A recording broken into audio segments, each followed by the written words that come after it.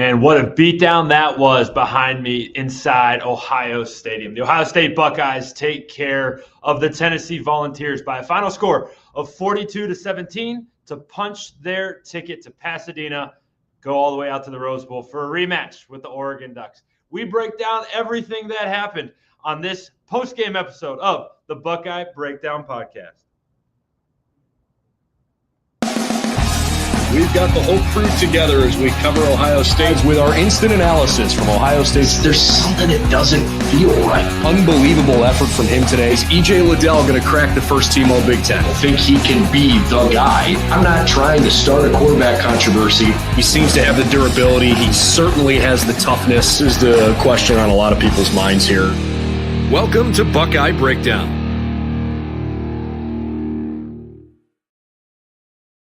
Well, welcome in, everybody, to another episode of the Buckeye Breakdown Podcast. This episode tonight, a post-game show and a lively one at that. The Ohio State Buckeyes take down the Tennessee Volunteers 42-17. And truth be told, it was not even that close. And behind me, I'm told to say this was Neyland North and that there was a Tennessee Volunteer takeover, but the Ohio State Buckeyes fans showed out. Buckeye Nation came here. They were loud. They were proud. They were in scarlet, and they reclaimed their home turf. And the Ohio State Buckeyes football team did so as well. Anthony Maglin jumping in here with you tonight, or I guess this morning. And we do have a few stragglers. A couple of you are crazy and are still up and awake. So if you're with me, hopefully you have your favorite beverage cracked and you got your feet kicked up and you're just relishing in some of the highlights, some of the big plays, and some of the memories that came from this game tonight. If you're catching us in the morning, awesome. Appreciate you jumping back with us here before NFL football kicks off today.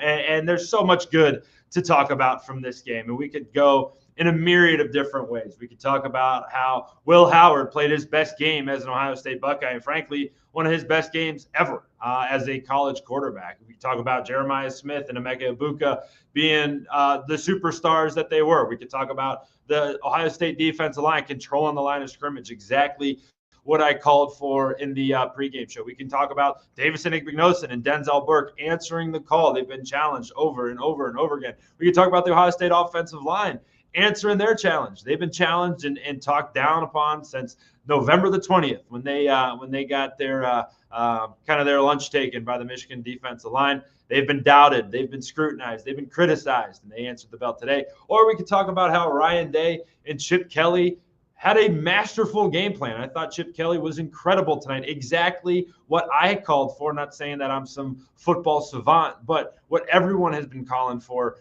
in this run game for Ohio State, to get it outside the tackles. Don't try to force everything up in there into the strength of this Tennessee defense. And also, we can talk about Luke Montgomery making a statement in his very first game playing as an Ohio State Buckeye. There was so much good tonight. So if you're with me tonight, first of all, I certainly appreciate it. And secondly, jump in the comment section. Jump in there and let me know what you think. Let me know your favorite part of the game. Let me know kind of what you thought of this game tonight. Was one here. I apologize for for my screen clicking right there. We should be good to go. Get my volume back up the way it should be. I know I'm having some audio troubles tonight, and if you got that laugh in the pregame, appreciate you jumping in there too. I did a whole pregame show with no audio, so that was certainly a lot of fun for me. But so where I kind of want to start tonight is talking about Will Howard. I thought he was absolutely incredible. Like I said, I think this was his best game as a Buckeye. I think it was his best game as a college quarterback. He had everything going tonight. He was accurate. He was decisive. He made really good decisions. He had one mistake, and I wouldn't even say it was a mistake. It was almost an unbelievable catch, and the Tennessee defender made an incredible play on the interception. But I thought from start to finish, Will Howard was everything you wanted him to be and everything you brought him here for. Finished the night 24 of 29 for 311 yards, 2 touchdowns, 1 pick. Let me read that back to you. 24 of 29 for 311 yards and 2 touchdowns. And in the first quarter, that's where this game kind of got going. And we've been calling for it all season long, like, please start fast, please start fast, please start fast. And Ohio State was on the verge of having a 3-and-out. The Tennessee defensive line got in for what would have been a sack on third down to force Ohio State into a 3-and-out just to start the game. And then the defensive lineman grabbed the face mask, got a 15-yard penalty, automatic first down for the Buckeyes, and they didn't look back. That first drive went 7 plays. Excuse me, I dropped my stats there. 7 plays for 75 yards, or excuse me, 5 plays, 75 yards in 2 minutes and 14 seconds, and it ended with a 37-yard touchdown pass to Jeremiah Smith. And that's something I want to dig in just a touch more on, because it's an element of Will Howard's game, and it's an element of this offense that we haven't seen to this point. They have struggled to stretch the ball down the field, and because they've struggled at it, they just haven't done it. They haven't called vertical pass plays. They just don't do it because it's not one of Will Howard's strengths. Well, is Will Howard's strength? He makes good decisions. He's accurate. He's good from short to intermediate, but he hasn't shown the ability to really stretch the field and throw it deep. That ended tonight. He had 2 absolute dimes. We'll get to the second one here in just a moment. But that first one to Jeremiah Smith was absolutely perfect. He just dropped back and let one rip. And Jeremiah, it was maybe a touch underthrown, but Jeremiah adjusted perfectly, and as the superstar that he is and will continue to be, made an awesome catch to just light this place on fire and get things going. And then right after that, Ohio State's defense forces a 3-and-out. What did I say in the pregame? They need to focus on making sure that Tennessee is never ahead of the sticks, right? Tennessee leans on their run game to open up their pass game. Well, Tennessee couldn't run the football tonight. They really struggled to run the ball in this one. And it was because the Ohio State's defensive line dominated. We'll get into that here in a moment. But they force a 3-and-out. Tennessee kicks the ball back to the Buckeyes. And then what does Ohio State do? They don't just say, hey, we already scored once, we're good. They go on a quick 5-play, 68-yard drive that ends with a Quinshon Judkins 1-yard run. And on that drive was an absolute perfect throw to Emeka Egbuka. It was my favorite throw that I've seen Will Howard make this year, and this isn't even just because it happened just a couple hours ago. He ripped it right down the seam, and we're going to break it down tomorrow when we do our film breakdown episode. But it's my favorite throw he's made. It was Emeka up the seam, and I believe it was a cover 2 look. Regardless, he had a guy, a defender in that Tampa 2 kind of formation trailing underneath him, and the throw was absolutely perfect. It was threaded right over the defender's shoulder. Emeka caught it in stride. I was hoping he was going to be able to score, but instead he gets tackled inside the 5-yard line. 2 plays later, the Buckeyes punch it in, and bang, it's 14-0. You're like, oh my gosh, here we go. Again, the Tennessee offense comes out on the field, 3-and-out. What does the Ohio State offense do to respond to that? 7 plays, 58 yards. A Travion Henderson 29-yard rush on a play. I will say, let me eat my words just a touch. It was an inside zone or maybe a little counter. We'll see it in film tomorrow, but it was in between the tackles for sure. And Travion bounced it or took it in there, punched it in there, made one juke move, and was up the sidelines out the gate for 6. So in the blink of an eye, that happened with 3 minutes and 22 seconds left to go. 3 minutes and 27 seconds left to go in the first quarter. Ohio State was up 21-0, and at that point, you could say the football game was over, but Tennessee would fight back just a little bit. On the ensuing drive, the next drive, Ohio State driving again, controlling the tempo, controlling the game, and on a similar throw or similar style throw to the ball that Will completed to Emeka, he tries to thread one to Jeremiah Smith, and instead of it being hauled in for a catch, the ball kind of caroms up in the air and is tipped, and the Tennessee defender makes an awesome play. He gets a toe tap in the back of the end zone and picks it off. And Tennessee, to their credit, doesn't just take that interception and do nothing with it. They go on their first little drive that ends in a field goal. So now it's 21-3. Then it kind of felt like, Ohio State, did they turn back into a pumpkin? Because they go 3-and-out on their next possession. They had an opportunity to quarterback sneak the ball up over the center to move the sticks. Instead, they had a quads formation out left, and they outnumbered Tennessee's defenders 4-2. They throw it out to Emeka. Tennessee's cornerback made a really nice and physical play and tackles Emeka behind the line of scrimmage. Ohio State punts. And then Tennessee turns that into an 18-play. This one was nuts. 16-play. 79-yard touchdown drive that finished with a Nico Iamavale. I had it all week long. I practiced so hard at getting it right, but it's escaping me right now. But Nico, we'll just leave it at Nico for tonight, takes it across the end zone. Now it's 21-10. But what they did there is they wasted the entire clock, gave the ball back to Ohio State with just about 20 seconds left in that first half. Now, we always talk about it, and I'm sure you'll hear it on Monday. You'll hear it on any show that you listen to, any type of content that you football related that you take in. Could be pro, could be college. The middle 8 minutes are some of the most important. It's the most important stretch of the football game. It's the last 4 minutes of the second half and the first 4 minutes. Last 4 minutes of the first half, first 4 minutes of the second half. Those 8 minutes really can tell the story of a football game. And for Tennessee, they were down 21-3. They go on that nice long drive. They punch it in the end zone. It's 21-10. Well, they get the ball coming out of half. If they take the opening kick and return and go all the way for a touchdown, now it's 21-17. All the momentum is with the Volunteers. So that middle 8 is so important. Ohio State failed on the first try.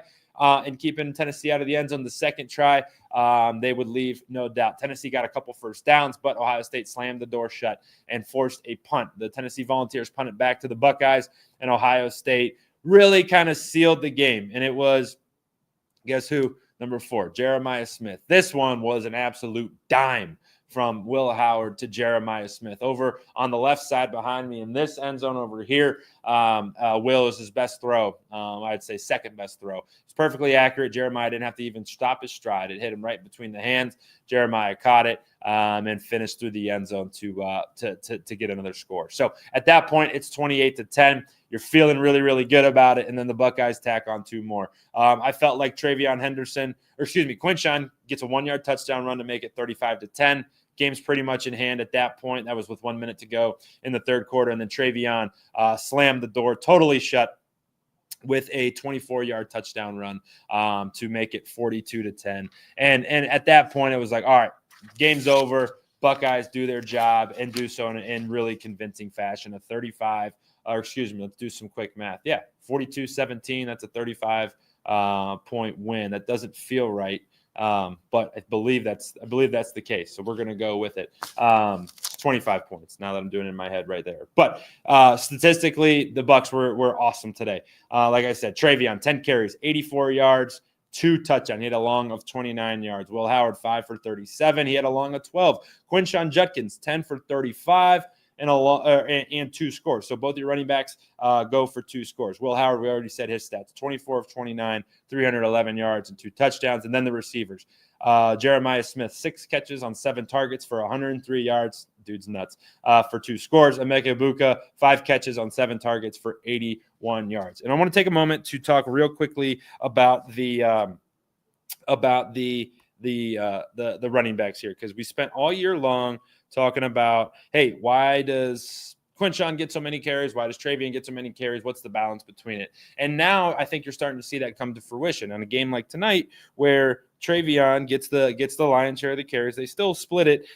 They still split the carries just a touch. But because they split carries and because Quinshon got the kind of the lion's share during the year, you have 2 guys who are just totally fresh, and they look the part out there. Travion looks explosive. He looks fresh.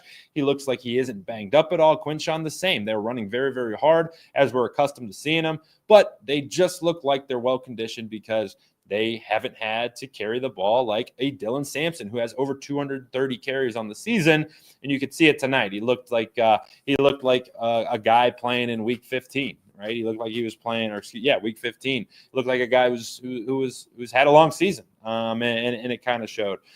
So, I think Ohio State, from just a total game flow perspective, played this game as good as you'd want it to be. The defense was incredible. The offense answered the call every single time. And in the post-game press conference, I think that there was a couple themes that came up from everybody who talked, from Coach Day to Coach Knowles to Coach Chip Kelly to Will Howard to JT to Jack to Donovan Jackson. All those interviews, by the way, you can catch on the YouTube channel. So if you're watching on YouTube, appreciate it. You can scroll through, find some of those videos there. If you're not, head over to Ohio State Buckeyes on SI, our YouTube page there. You'll find all those interviews. But the word that kept coming up, every single guy said it was execution, right? You have the greatest game plan ever. And Will even said this. I never go into a game hating a game plan or disliking a game plan, but it's up to me ultimately, and it's up to the offense and the defense to execute. Game plan is nothing if the players don't go out and execute. And I thought from a game plan perspective, from Chip Kelly and Ryan Day, I've been critical of them. Everybody's been critical of them. They were awesome tonight. For as bad as their game plan was against Michigan, and as bad as they tried to win a football game that wasn't that type and that personality of a game, they were equally as good tonight. They did a very good job of doing exactly what I said early on. Again, I'm not giving myself credit, but a similar a theme that I picked up on that I thought, hey, could be helpful for them is use the pass game as an extension of the run. You don't have to throw it all the way down the field every time. You can throw it those wide screens, or you could throw those swing passes or anything like that. That's basically a run play, right? It gives your offensive line some slack. They don't have to try to block these guys who are all they're NFL talent. This is a top front in the country, and this takes a little stress off of them when you can spread it out, get your guys in space. I thought they did a really good job of that, and then they trusted Will to throw it deep, and it helped. Like, hey, you go into the game plan knowing that Will ultimately has to execute it, and I think he did a fantastic job. The numbers bear that out. The result of the game bears that out as well. So I thought it was just an awesome night from them, from Ryan Day, from Chip Kelly as well. Now on the defensive side of things, this is a group that I think needs their flowers here. This Tennessee offense was awesome, right? They came into the game, with a potent rushing attack, Dylan Sampson being the guy. I talked about how big their offensive line was, and it proves that, hey, size isn't everything, right? And we saw that tonight. I had called for Ohio State to have to try to mix up some blitzes, kind of get exotic with it. They didn't need to. Tyleik Williams dominated. Ty Hamilton dominated. Jack Sawyer dominated. JT Tuimoloau dominated. Like, those guys were dominating their matchups and allowing the rest of the defense to play free. And I thought that you kind of saw the fruits of that labor. Rushing the ball, the Tennessee struggled. 39 carries for 193 yards. That's a really good number. That final bottom line number is pretty good, but that's only 3.9 yards a pop. And 20 of those carries, 20 of them came from Nico Iamaleava. There, I got it back. I redeemed myself. But Nico gets 20 carries for 82 yards. Peyton Lewis was the leading ball carrier for Tennessee. Dylan Sampson must have been injured. I'd have to follow up on that. I didn't know that. I didn't pick up on that. So that is on me. That's bad coverage by me. But Peyton Lewis, he goes 10 carries for 82 yards. And actually ran it pretty well, 7 yards a pop. Dylan Sampson, only 2 carries for 6 yards there. So not really sure what exactly happened to him, but it's certainly something that I'll look into and find out. Throwing the ball, Iamaleava was 14-31 for 104 yards. Not good on either front. Not good completion-wise. Not good yards-wise. And you could see he was just uncomfortable all night. And it helped because Ohio State's back end, their defensive backs were awesome. They were on the Tennessee receivers like white on rice, stink on crap, if you will. Any phrase you want to use, throw in there, insert it. That's how good the Ohio State secondary was. Brew McCoy led the way, 4 catches for 40 yards. Peyton Lewis, 3 for 7 yards. Braylon Staley, 2 for 11. Squirrel White, 1 for 17. Dante Thornton, 1 for 14. So your big guys that we talked about being the biggest threats were totally non-existent. Why is that? It was a great team defense. It was great team defense. The front four was doing their thing, pressuring the quarterback, getting home, and doing so in a pretty consistent way. That allowed the defense to just drop guys into coverage. You didn't have to add on. You didn't have to force Davison Igbinosun and Denzel Burke to play man coverage. You didn't have to do those things because you had only 4 guys rushing, and they were doing it. So you're dropping 7 guys consistently. You can drop into zones. You can double cover guys. You can make it really challenging on a young quarterback. And I thought that they really did that. Also, from a just play-by-play standpoint, like, they controlled the line of scrimmage. I called for that in the beginning of in our pregame show. I called for that all week. Whoever controls the line of scrimmage is going to win the football game. The Ohio State defensive line controlled the line of scrimmage. Tennessee could not run the football. We should go back and count how many times they were in 2nd and long and 3rd and long. And Nico's just having to drop back. This place was jumping, right? Everything was going off. They cut the lights out on me here. They may have done that a couple minutes ago. I've just kind of been locked in here. But, Ohio State's defense was just controlling the pace of the game, controlling the tempo. And I thought that they were ultimately pretty spectacular and was the reason that reason that that they were able to get a huge win. Just a massive, massive win. Mr. Bucknuts, get some rest, my man. I appreciate you always jumping in with us. And that's right. Go Buckeyes, and go Buckeyes is right, because looking forward, Ohio State has an awesome opportunity now. Pasadena is calling, and the Rose Bowl is calling, the granddaddy of them all, in a game that I think everybody wants, because the matchup between Ohio State and Oregon the first time was awesome. It was such a good football game. It was a fun football game. It was great. It had everything you wanted. It had a heartbreaking end after some awesome football on both sides, and it's two evenly matched teams that have and JT Tuimoloau said it in this post-game press conference. He's like, yeah, you watch the tape.